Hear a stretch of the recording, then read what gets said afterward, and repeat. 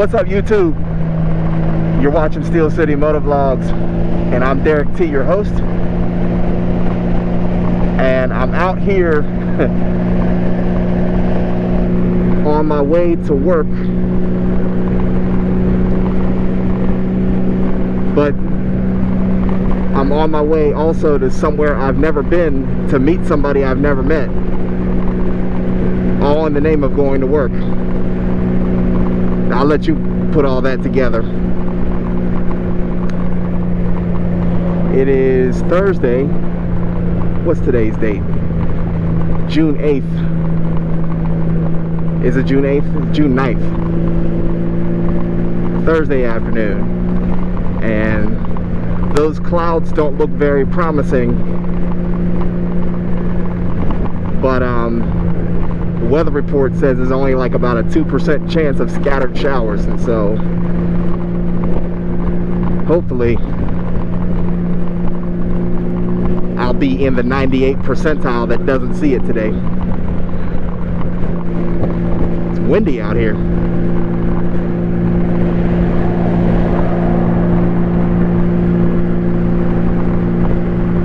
By now you all have seen my video that I put out about the minor accident that I had, and so I'm back out on the road. Thank you to everybody who dropped some kind words and, you know, gave some positive feedback on the video, and just in general, you know, concern for me. So I thank you all for that. But I'm fine, and I'm back out here, and that's kind of what I want to talk about a little bit on this Thursday afternoon ride. And it is riding after an accident. How do you put yourself in a mental place where you get back on the motorcycle and, you know, have at it again after you've been through, you know, any kind of a experience that included you being in an accident of some kind? How do you get back on it? What's your mindset like? What do you do before, during, and after the ride? Especially when it's like the first time. Now, this is not my first time being back out, but it is my first video since being back out. Since getting back on, you know, after the accident and everything else. So I gotta say, you know, from my own personal experience, my own feelings about it, there's no fear. There's no fear at all. There is a little bit of an awareness. Like, for instance, when I pull up on traffic lights, I make sure that I don't just go on green. I do take that extra second or two, which is all that it takes for an accident to happen. But I do make sure that the opposing traffic is going to stop at the light. Excuse me. I do make sure that opposing traffic is going to stop, and don't trust that just because their light is red that they're going to actually do that, because as I drive past many cars, all I see is people on their phones. And that's exactly what happened during that incident that I had. The girl was on her phone and just not paying attention. She didn't mean any harm, but yeah, she was on the phone, completely distracted, and that's all that it takes, and something really bad can happen. So I do keep an eye out a little bit more for distracted drivers, probably than I did before. Not going to say that I was never concerned about that, but, you know, the one time that I didn't take that extra second or two,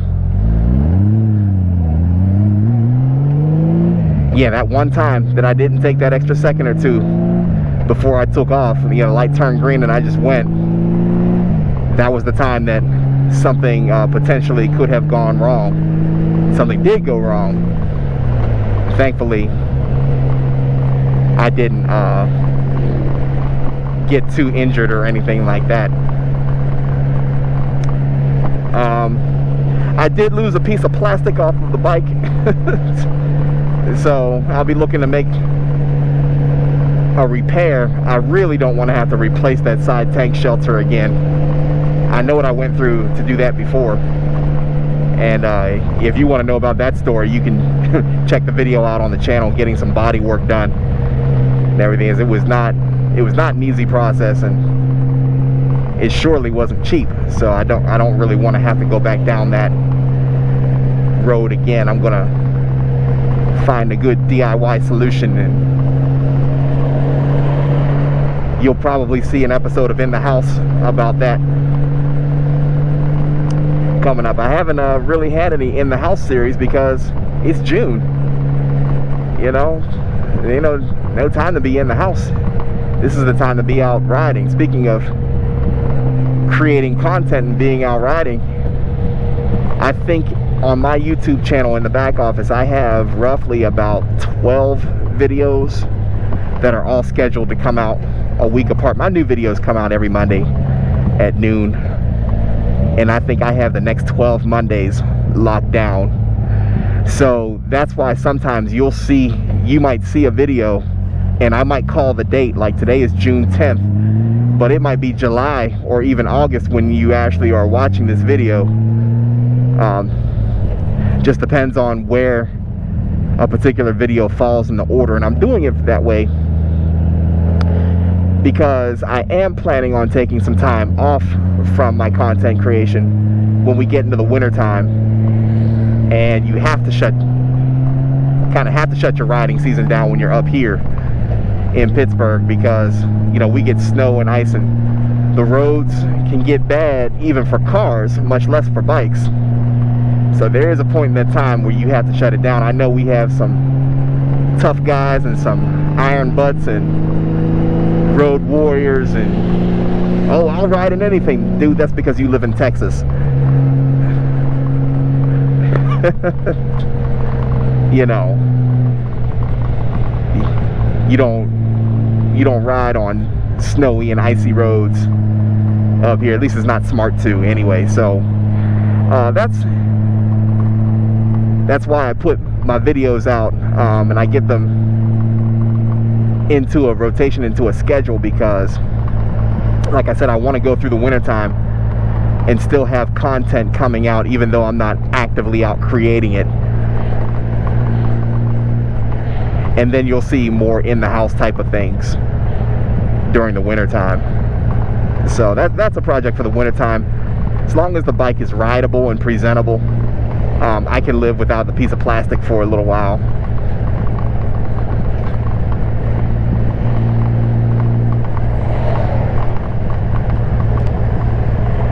But yeah, I'm back out on to feeling good about it.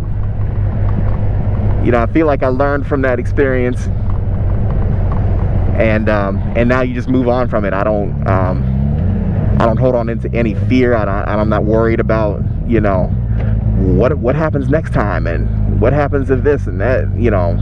I'm not scared to be back out here doing what I do.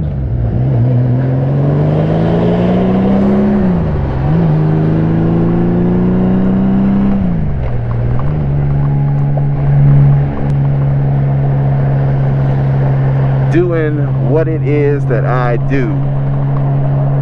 Route 981 is where I'm going.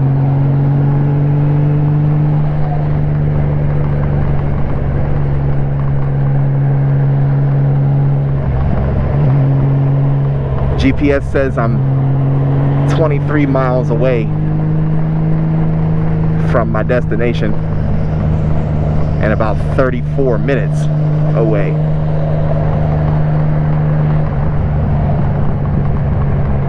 I just want to be able to get there, do what I do, and get back to the city before it gets ugly outside. I probably should have drove the car, but something in me really wanted to shoot this video too. I really wanted to get out and talk about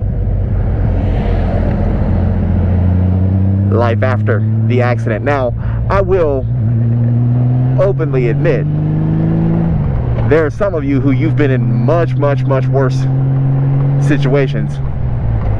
You know, probably had to go to the hospital, or, you know, completely totaled a bike and everything else. And, you know, so you're probably looking at what happened with mine and say, oh, that ain't nothing. But an accident is an accident, and no two people process traumatic experiences exactly the same. But actually, I do want to bring that up, though, not as a comparison, but I do want to ask, you know, what's the worst accident that you've been in on your motorcycle, and how did you go about the process of, you know, getting up the courage and the fortitude to get back on a motorcycle after that incident? Drop a comment. Let's have a conversation about it and help each other out. There's a state park out this way that I want to hit up on my next camp out. When that happens, it'll be the third camp out video on the channel. The second one, I don't know. By the time you're watching this video, I don't know if you would have already seen the second camp out video. I guess it just depends on where that one is in the schedule. It's already done. It's been edited and ready to go. Like I said, I just put it into a schedule on YouTube, and every single Monday. So I don't know which Monday that one will come out versus this one. But either way, I want my third camp out to be out this way in Derrick, PA, at Keystone State Park. They have some lakeside campsites that are really, really nice, at least from the pictures that I can see. And I like lakeside stuff. I like being near the water. So we'll get some different scenery for that one.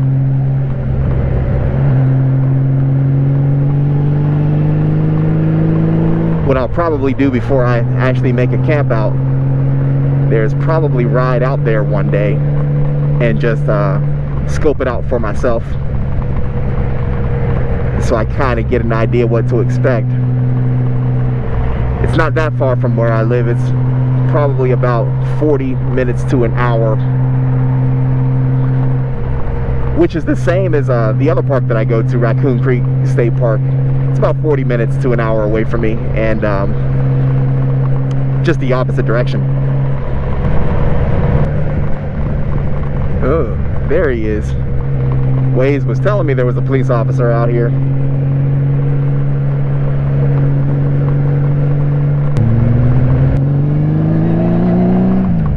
Alright, y'all, I am literally outside of my wheelhouse on this one, because I don't know where I'm at right now. I've never been back here before.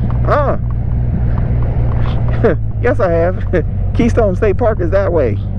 Okay, so it wasn't 918, it was 981. Or rather, I think the other one was 819 that I think that I went by. Is actually 981. Okay. Anyway, this is as far as I've gone on this road, because you turn off to go to Keystone, you make the left back there. So I didn't all the way lie about it. I haven't been back this far on this road before, and I'm going even farther than that. Let's see here. I got about 5.7 miles, 7.5 miles total, which means there's got to be about 1.2 miles left after I get to the next turn. You know what I think I'm going to do, y'all? I think I'm going to come back, because I was thinking about going back a different way, but actually I think I might take my chances on coming back and seeing what the Keystone campgrounds are all about. I've been to Keystone State Park before, but I've never been to their campgrounds. I've seen pictures of it on the internet. So, yeah, I think I'm going to come back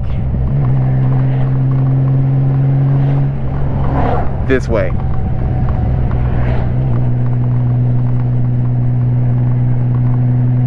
Weather permitting.